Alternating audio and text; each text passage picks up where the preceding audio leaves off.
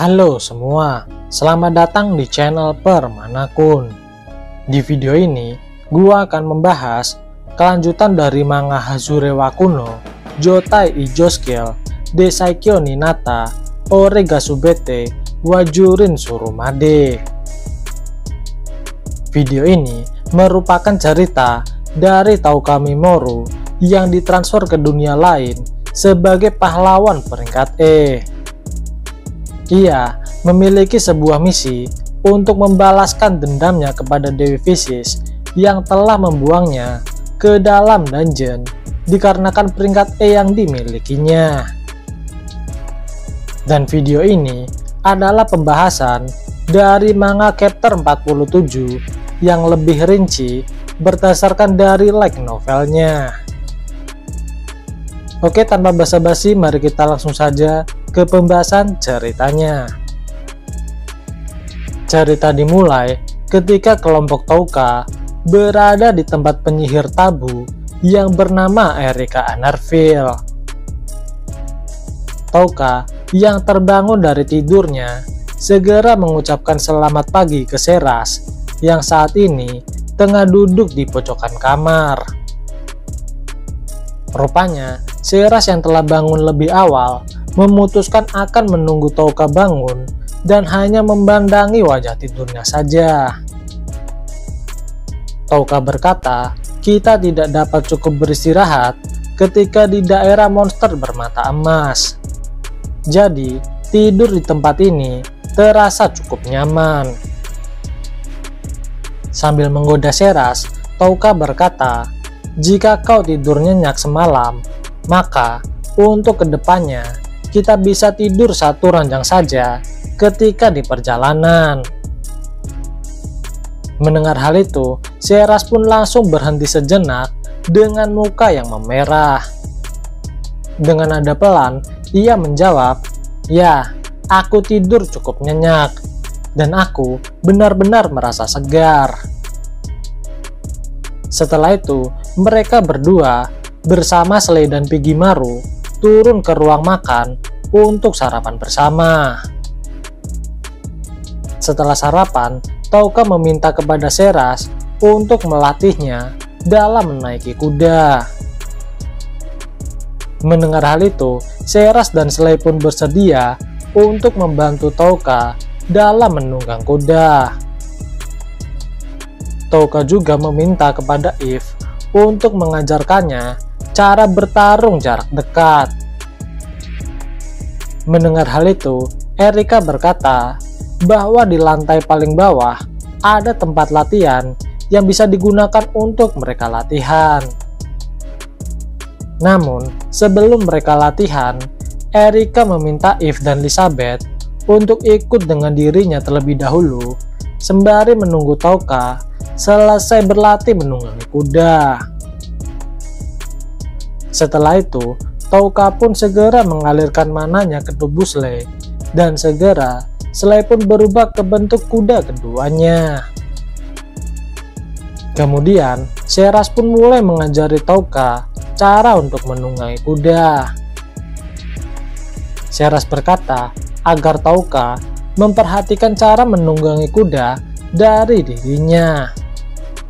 Mengingat kuda Slay ini memiliki kecenderungan untuk memahami apa yang diinginkan oleh tuannya, sehingga cara menunggangi kuda yang digunakan Touka ketika menghadapi monster bermata emas tak akan berhasil jika itu dengan kuda yang lain. Setelah cukup lama berlatih, Touka dan Seras pun memutuskan untuk kembali ke rumah Erika. Sesampainya di sana, sudah ada Eve dan Elizabeth yang sudah berganti dengan pakaian baru mereka yang diberikan oleh Erika. Setelah itu, Erika berkata bahwa ia memiliki sebuah hadiah untuk diberikan kepada Eve, yaitu sebuah gelang perak yang terdapat kristal hitam dengan 3 ukiran angka di dalamnya. Erika meminta Touka untuk menuangkan mana sihirnya pada bagian angka 3 di gelang tersebut. Kemudian, Touka pun segera menuangkan sihirnya pada gelang tersebut. Tak lama kemudian, tubuh Eve pun mulai bercahaya dan cahaya tersebut segera menyelimuti tubuhnya. Setelah cahaya itu menghilang, tubuh binatang Eve pun rupanya telah berubah menjadi tubuh seorang wanita yang sangat cantik. Erika berkata bahwa ini adalah gelang khusus yang dibuat untuk Aidim, yaitu ayah dari Eve, yang ditujukan kepada semua anggota klan Speed yang berfungsi untuk mengubah ras tengah leopard menjadi manusia. Setelah memeriksa keadaan tubuhnya, Eve bertanya kepada Erika apakah ia sengaja membuat alat ini agar ras leopard dapat hidup berdampingan dengan manusia. Mengingat ras minoritas seperti ras leopard ini sangat beresiko untuk dimusnahkan manusia. Erika menjawab bahwa Aidim, orang tuamu, adalah orang yang kuat dan juga baik, namun ia memiliki optimisme terhadap manusia sehingga membuat aku menjadi sangat khawatir. Jadi, dahulu Erika ini pernah tinggal bersama dengan klan Speed ini ketika Aidim, ayah Eve, masih hidup. Oleh sebab itu, Erika berhutang rasa terima kasih kepada orang tua dari Eve ini. Touka berkata, apakah kau memberikan gelang itu kepada Eve dikarenakan perkataanku yang meminta dia untuk mengajariku cara bertarung? Erika menjawab, ini adalah kesempatan yang bagus bagi dirinya untuk memegang senjata dalam wujud manusianya, bukan? Aku yakin dia akan merasakan pertarungan yang sangat berbeda ketika ia berubah menjadi manusia. Dan terlebih, dengan begini, Eve bisa kembali ke negeri manusia tanpa ada yang akan mengetahuinya. Eve bertanya, apakah ia bisa kembali ke wujud semulanya, mengingat ia akan sedikit kerepotan jika bertarung dengan serius menggunakan tubuh ini. Erika menjawab, Eve dapat berubah ke bentuk aslinya dengan memberikan mana sihir ke dalam batu bernomor 1. Untuk penjelasan, ketika Eve menggunakan kekuatan gelang ini untuk berubah, maka perubahannya tak akan terbatas oleh waktu selama gelang ini masih terpakai. Dan untuk kembali ke wujud aslinya, dia perlu untuk menuangkan kembali mana sihir ke dalam gelang tersebut. Eve berkata, untuk apakah tombol nomor 2 yang ada di gelang ini? Mendengar hal itu, Erika menjawab bahwa itu adalah produk sampingan, jadi coba saja. Setelah itu, Touka pun segera menuangkan mana sihirnya ke dalam batu bernomor 2. Tak berselang lama, Eve pun kembali berubah pada bagian tangan dan telinganya saja. Melihat hal itu, Seras dan Elizabeth pun berkata bahwa Eve terlihat imut. Setelah itu, hari pun berganti. Touka menghabiskan hari-harinya untuk berlatih bertarung dengan Eve dan berlatih berkuda dengan Seras. Setelah menghabiskan waktu untuk berlatih, Touka pun kembali ke rumah Erika untuk beristirahat. Setelah itu, cerita pun berganti. Touka saat ini sedang membaca buku terlarang di dalam rumah Erika. Melihat hal itu, Erika yang penasaran pun segera menghampiri Touka untuk meminjam buku tersebut. Setelah membaca isi buku tersebut, Erika bertanya, siapakah nama hero yang memiliki buku ini? Touka menjawab bahwa nama hero tersebut adalah Anglin Bartard, yang merupakan hero yang disebut Great Sagai atau Great Hero. Mendengar nama tersebut, rupanya Erika mengenal nama dari hero Anglin ini. Erika pikir setelah Anglin mengalahkan akar segala kejahatan, ia segera kembali ke dunia asalnya. Namun, yang terjadi bukannya kembali, malah ia dikirim ke dalam Abandoned Ruins. Erika berkata, jadi begitu ceritanya. Hero Anglin dan teman-temannya tak bisa mengalahkan monster pemakan jiwa atau Soul Eater. Kemungkinan mereka semua tak bisa menggunakan kekuatan terbaik mereka dikarenakan ulah dari sang dewi. Mendengar hal itu, Touka pun sependapat dengan pemikiran yang disampaikan oleh Erika. Setelah itu, mata Erika pun tertuju pada Bigimaro yang ada di samping Touka. Ia berkata, sekarang aku mengerti mengapa slime itu berbeda dengan slime pada umumnya. Bigimaro telah kau tingkatkan dengan teknik yang ada di buku ini, bukan? Kemungkinan hal itu bisa kau lakukan karena keterampilan unik milikmu yang hanya dimiliki oleh pahlawan, dan hal itu tak dapat aku lakukan meskipun aku mencobanya. Sambil melihat apa yang dikerjakan Touka, Erika pun mengembalikan buku terlarang tersebut kepada Touka sambil menanyakan apa yang sedang ia lakukan. Touka menjawab bahwa ia sedang membuat alat pengubah suara dan pembesar suara berdasarkan pada catatan buku ini. Namun, saat ini Touka lebih memprioritaskan untuk meningkatkan level Bigimaro. Namun, ada salah satu bahan yang saat ini belum Touka miliki. Setelah melihat bahan yang diperlukan, Erika berkata bahwa ia memilikinya.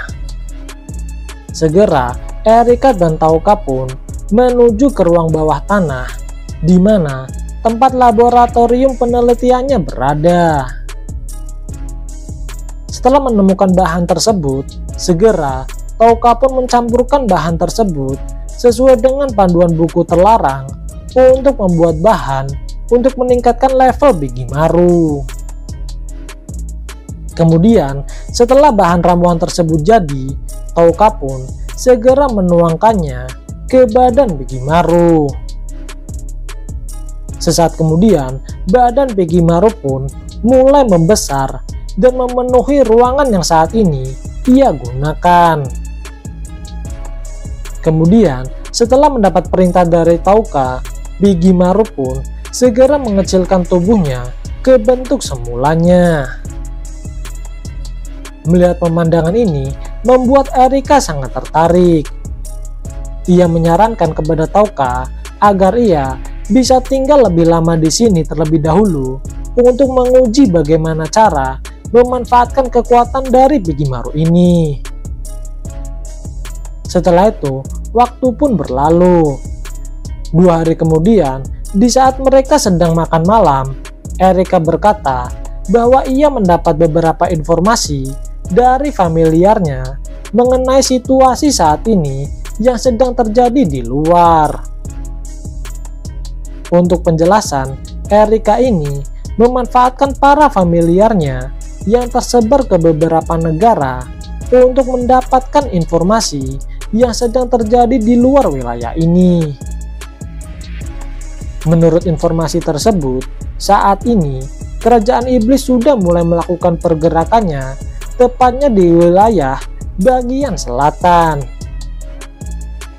Aliansi suci dari berbagai negara juga sudah bergerak untuk melawan mereka. Bahkan, para pahlawan dari dunia lain juga digerakkan di setiap garis depan di berbagai wilayah. Negara Bakuos saat ini dalam keadaan sulit setelah mereka kehilangan 5 prajurit naga milik mereka. Meskipun mereka berhasil membentuk kembali 3 prajurit naga sebagai penggantinya. Dengan kehilangan kekuatan utama The Black Dragon Knight, negara Bakuos berusaha mati-matian untuk menunjukkan kepada Dewi Vicious bahwa mereka masih bisa diandalkan dalam pertempuran ini. Dikarenakan ini adalah kesempatan bagi semua negara untuk menunjukkan nilai mereka. Dengan ekspresi sedikit sedih, Seras berkata, "Jadi begitu, Bakuos sedang bergerak." Erika berkata, "Di sisi lain, ada negara lain yang kembali, meskipun itu hanya namanya saja." Jadi, ratu pertama dari kerajaan Suci Nea, yaitu Katlea Straums, juga ikut berpartisipasi dalam pertempuran ini.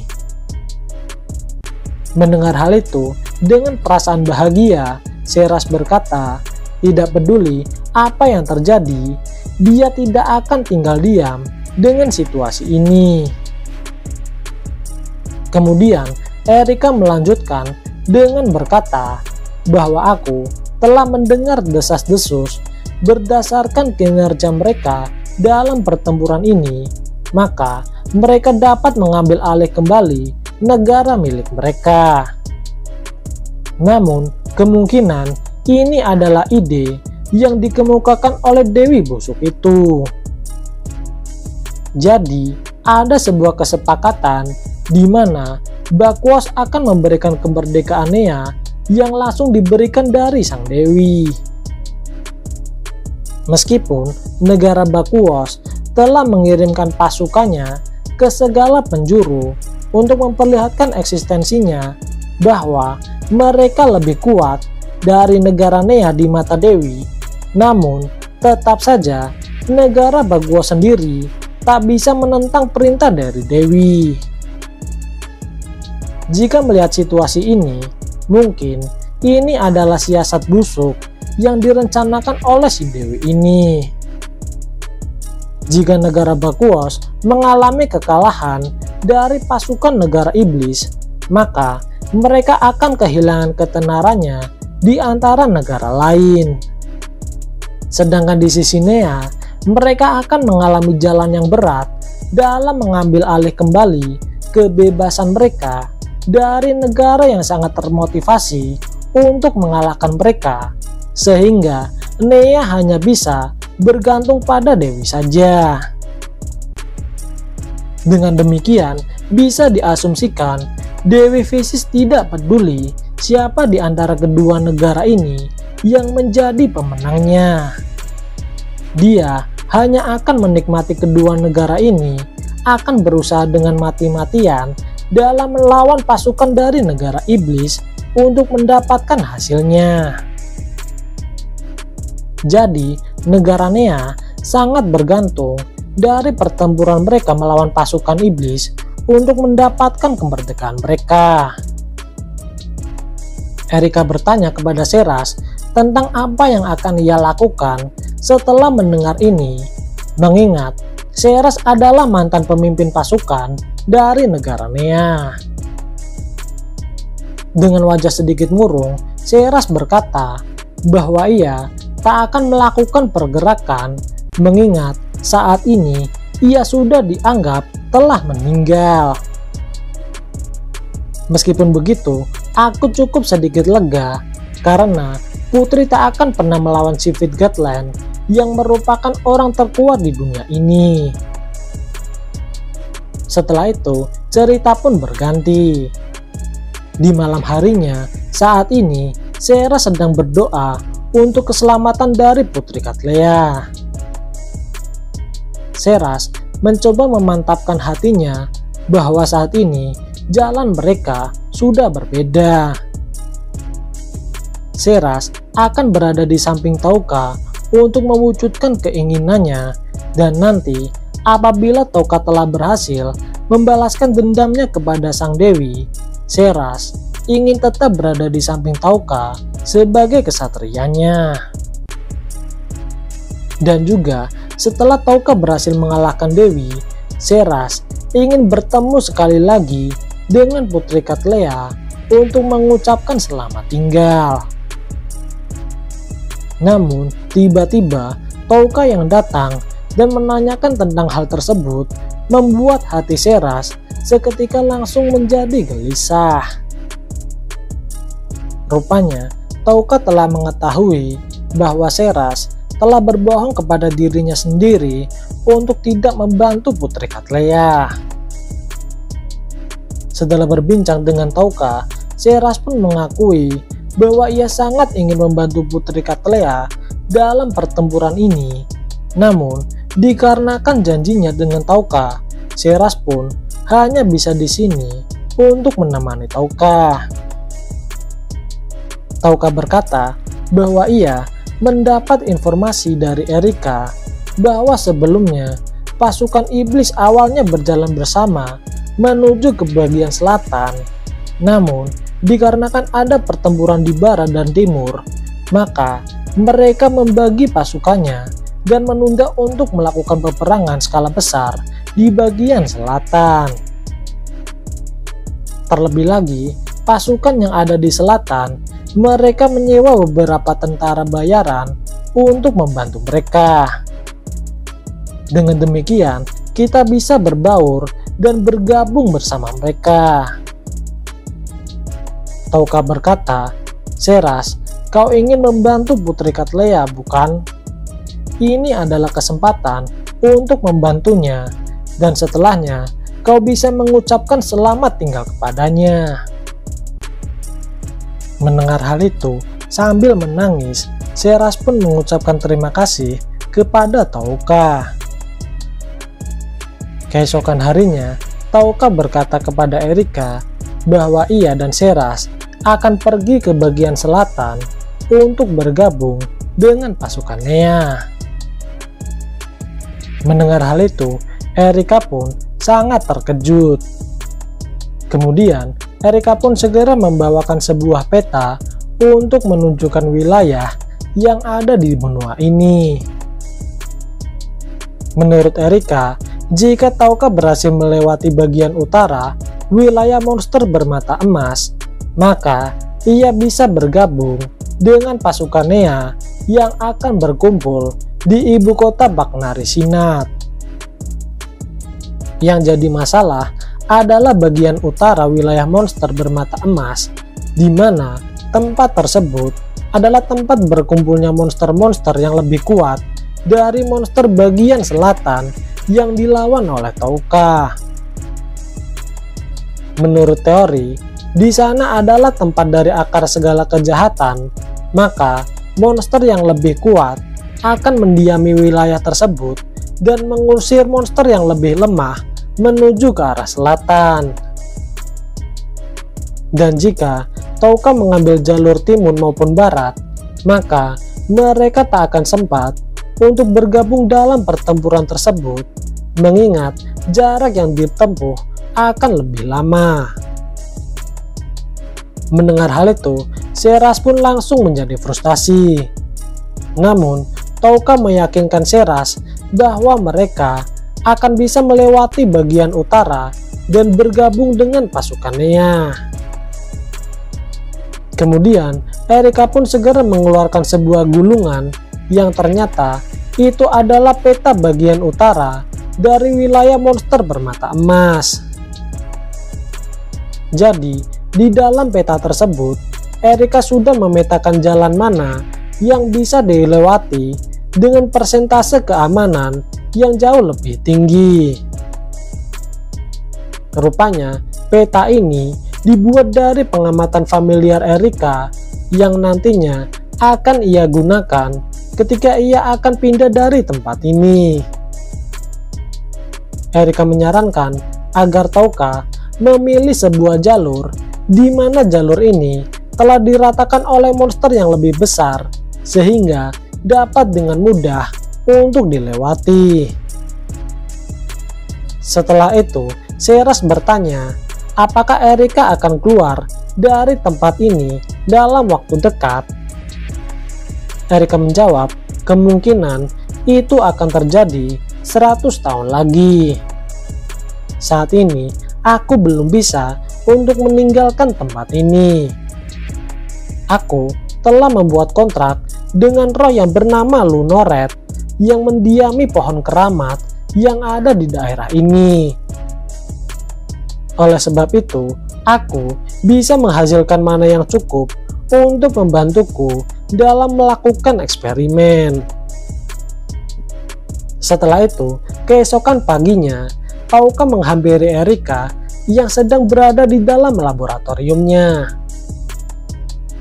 Tauka bertanya mengapa Erika terlihat sangat kooperatif kepada dirinya.